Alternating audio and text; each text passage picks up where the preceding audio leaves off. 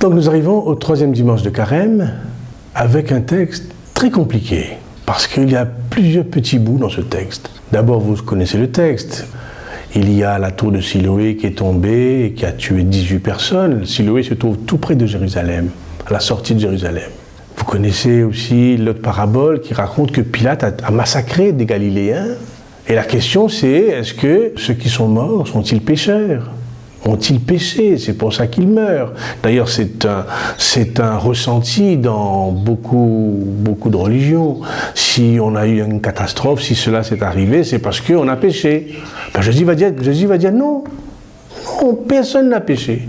Parce que cette catastrophe, la mort, dans un accident, peut arriver à n'importe qui, n'importe quand. Et cela ne dépend pas de notre péché ou pas.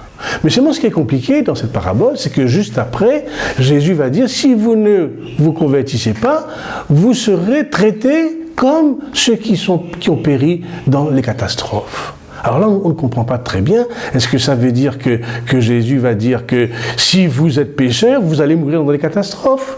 Mais il vient comme si contredire ce qui a été dit juste avant, que c'est pas parce qu'on a péché qu'on est mort dans une catastrophe. Et là, il semble dire, si vous péchez, si vous restez dans votre péché, vous allez mourir dans des catastrophes.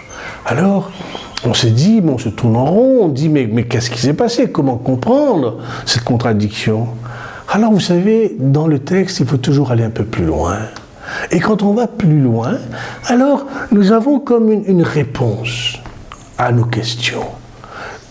Plus loin, une nouvelle parabole que nous avons lue ensemble. Que dit la parabole?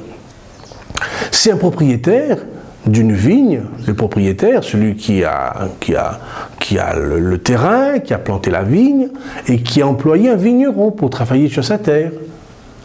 Alors le propriétaire dit, il y a un grand figuier. Le figuier, c'est un bel arbre qui donne de beaux fruits en Israël, dans toute cette région-là. Alors, ce bel arbre, ce figuier, ne donne pas de figuier. Ne donne pas de figues, parce que vous savez, c'est rempli de figues. C'est comme un pied de litchi qui s'est rempli de litchi. Eh bien là, on ne voit rien. Ça fait plusieurs années que cela se passe. Le figuier ne donne pas de figues. Alors le propriétaire dit, coupons le figuier. Le vigneron dit, non, attendons. Donnez-lui 1 an encore. Et peut-être que dans 1 an, il y aura des figues. Au fond, qu'est-ce que ça veut dire? Ça veut dire que Dieu ne nous condamne pas, mais Dieu nous donne toujours comme une chance, comme un moment pour se reprendre. Et je crois que ça traduit très bien le sens même du carême. Le carême, c'est un moment qui nous est donné pour nous convertir. Il nous dit, attends, je ne vais pas, comme ce figuier, on ne va pas le couper, il y aura un temps. Eh bien, pour nous aussi, le carême, un temps nous est donné pour nous convertir, pour entrer avec Dieu, pour le connaître, pour l'aimer, et se laisser aimer, et pour faire du bien autour de nous. Alors, en quelque sorte, après 1 an, si cela ne se passe pas, eh bien, on court des risques. Il y a des risques, comme le Seigneur a dit, si vous ne vous convertissez pas, vous mourrez comme ceux qui ont péri dans les catastrophes. Eh bien, ça peut nous arriver, parce que la catastrophe peut arriver n'importe qui, n'importe où, n'importe quand. Alors, ça peut nous arriver, et alors, à ce moment-là, nous serons loin de Dieu. Alors, le carême nous est donné pour nous rapprocher de lui, une chance nous est donnée, alors profitons-en. Amen.